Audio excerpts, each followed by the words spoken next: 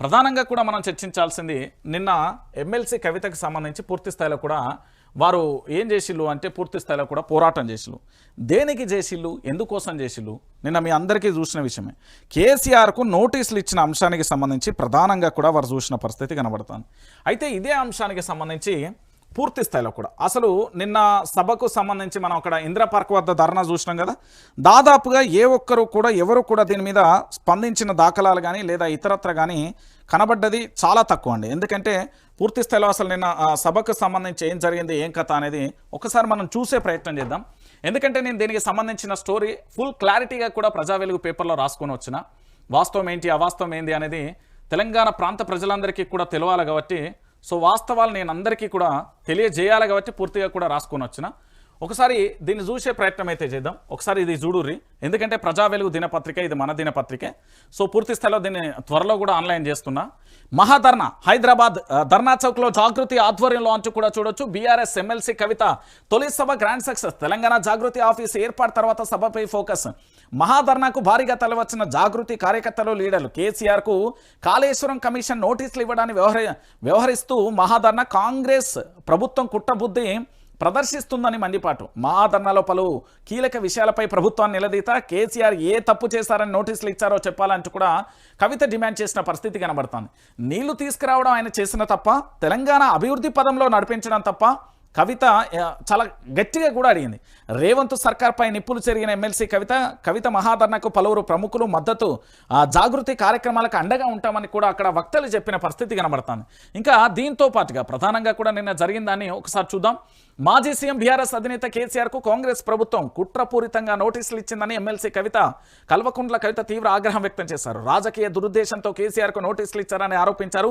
తెలంగాణకు నిధులు తీసుకురావడం కేసీఆర్ చేసిన తప్ప అని నిలదీశారు. కాళేశ్వరం ప్రాజెక్ట్ అంటే 3 బ్యారేజీలు కాదని 21 పంప్ హౌజ్లని, కాళేశ్వరంతో 35% తెలంగాణ భూభాగానికి నీళ్లు వస్తున్నాయని స్పష్టం చేశారు. బుధవారం ఇందిరా పార్క్ దగ్గర జాగృతి ఆధ్వర్యంలో ఎమ్మెల్సీ కవిత ధర్నా నిర్వహించారు. కేసీఆర్కు కాళేశ్వరం కమిషన్ నోటీసులకు వ్యతిరేకంగా ఆమె ధర్నా చేశారు. ఇక ఉదయం 10 గంటల నుంచి ప్రారంభమైన ధర్నాకు పెద్ద సంఖ్యలో కూడా కార్యకర్తలు, నేతలు తరలివచ్చారు, అక్కడ పాల్గొన్నారు. తెలంగాణ వ్యాప్తంగా కూడా అన్ని జిల్లాల నుంచి భారీగా తరలి వచ్చిన జాగృతి నేతలు, కార్యకర్తలు కవిత ధర్నాకు మద్దతు తెలిపారు. ఈ సందర్భంగా జై కేసీఆర్, జై కవితక్క, జై జాగృతి నినాదాలతో ఇందిరా పార్క్ దద్దరిల్లింది.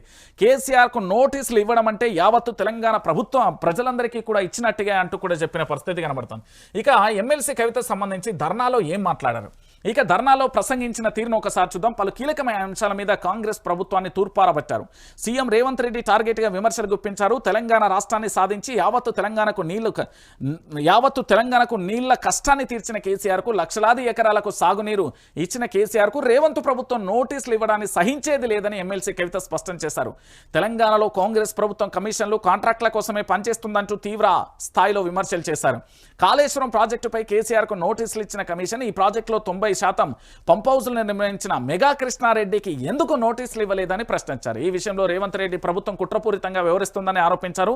కేసీఆర్ ఏ తప్పు చేశారని నోటీసులు ఇచ్చారని ప్రశ్నించారు. నీళ్లు తీసుకురావడం ఆయన చేసిన తప్ప, తెలంగాణ అభివృద్ధి పదంలో నడిపించడం తప్ప అంటూ కూడా క్వశ్చన్ మార్క్ చేశారు. కాంగ్రెస్ ప్రభుత్వం కావాలనే కూడా కేసీఆర్ను టార్గెట్ చేసిందంటూ కూడా చెప్పిన పరిస్థితి కనబడుతుంది. ఇక దీనికి రిలేటెడ్గా ఇంకొక అంశాన్ని కూడా రాసుకొచ్చిన హైదరాబాద్ ధర్నా చౌక్కు సంబంధించి, మహాధర్నాకు సంబంధించి ఒకసారి చూద్దాం. కాళేశ్వరం ప్రాజెక్టుతో హైదరాబాద్కు శాశ్వతంగా కూడా నీటి అవసరాలు తీరుతాయని ఎమ్మెల్సీ కవిత అన్నారు. కేసీఆర్ది గట్టి గుండె కాబట్టే కాళేశ్వరం కట్టారని ఉద్ఘాటించారు. ఇక కాంగ్రెస్ కాలంలో కాళేశ్వరం లాంటి ప్రాజెక్టులు కట్టలేదని ఎద్దేవా చేశారు. ప్రాణహిత చేవెళ్ల పేరుతో దివంగత వైఎస్ రాజశేఖర రెడ్డి 16 టీఎంసీలు మాత్రమే తెలంగాణ కేటాయించారని వివరించారు. కానీ కేసీఆర్ 141 టీఎంసీల తెలంగాణకు నిల్వ ఉండాలని కాళేశ్వరం కట్టారని చెప్పారు. ఇక కాంగ్రెస్ ప్రభుత్వంలో జలయజ్ఞం పేరుతో ధనయజ్ఞం చేశారని విమర్శించారు. అదే సమయంలో పర్మిషన్ ఉన్నప్పటికీ జాగృతి ధర్నాకు పోలీసులు ఎందుకు ఇబ్బందులు పెడుతున్నారని మండిపడ్డారు. బైండ్ ఓవర్ పేరుతో అరెస్టులు చేయడాన్ని ఆపాలని ఎమ్మెల్సీ కవిత హెచ్చరించారు. మొత్తంగా బీఆర్ఎస్ ఎమ్మెల్సీ కవిత తెలంగాణ జాగృతి ఆఫీస్ ఏర్పాటు తర్వాత తొలి కార్యక్రమం నిర్వహించిన మహాధర్నా గ్రాండ్ సక్సెస్ కావడంతో జాగృతి శ్రేణులలో అయితే జోష్ ఉన్న పరిస్థితి అయితే కనబడుతుంది. ఒకసారి విపక్షాలకు సంబంధించి కూడా టార్గెట్ చేసిన పరిస్థితి నేను చాలా క్లారిటీగా కూడా ఒకసారి రాసుకోవచ్చు. ఒకసారి మీరు ఇదంతా చూడొచ్చు. మరోవైపు ఏపీ ప్రభుత్వం నదుల అనుసంధానం పేరుతో తెరపైకి తీసుకొచ్చిన తీసుకొస్తున్న బనకచెర్ల ప్రాజెక్టు వ్యవహారంపై ఏపీ తెలంగాణ సర్కారులే టార్గెట్గా ఎమ్మెల్సీ కవిత నిప్పులు చెరిగారు. సీఎం రేవంత్ రెడ్డి తన గురువు చంద్రబాబు ఏపీకి గోదావరి జలాలను తరలించుకుంటూ పోతే మౌనంగా ఎందుకున్నారని ప్రశ్నించారు. బనకచెర్ల ప్రాజెక్టు ఆపమని కేంద్ర ప్రభుత్వానికి లేఖ రాసే ధైర్యం రేవంత్ రెడ్డికి లేదా అని నిలదీస్తారు. ఇప్పటికైనా రేవంత్ రెడ్డి వెంటనే అపెక్స్ కౌన్సిల్కి కేంద్రానికి లేఖ రాయాలని డిమాండ్ చేశారు. కాళేశ్వరం లాంటి పెద్ద ప్రాజెక్టులకు కట్టినప్పుడు చిన్న చిన్న సమస్యలు సాధారణమైన తెలిపారు. కుంగిన మేడిగడ్డ పిల్లర్కు రిపేర్ చేస్తుందని కానీ అలా చేయకుండా కావాలనే కుట్రబుద్ధితో వ్యవహరిస్తున్నారని కవిత ఆరోపించారు.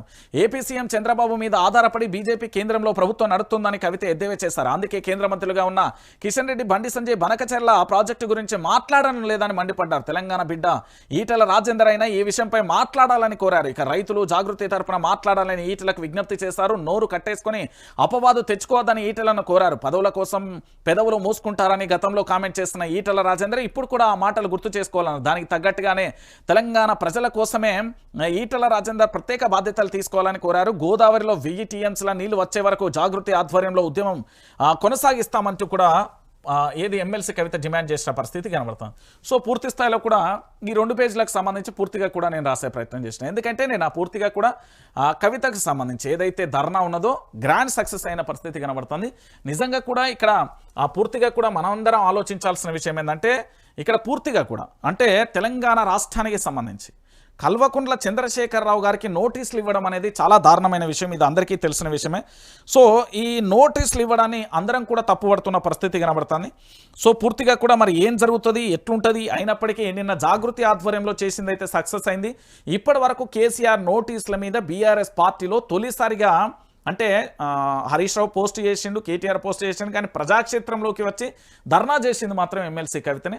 సో తెలంగాణ రాష్ట్ర వ్యాప్తంగా కూడా కేసీఆర్కు నోటీసులు ఇవ్వడం అనేది చాలా ఘోరమైన తప్పిదం. ఎందుకంటే తెలంగాణ భూభాగంలో దాదాపుగా 35% పూర్తి స్థాయిలో కూడా ఏదైతే తెలంగాణ భూభాగానికి కాళేశ్వరం ప్రాజెక్టు ద్వారా నీళ్ళు అందుతున్నాయి.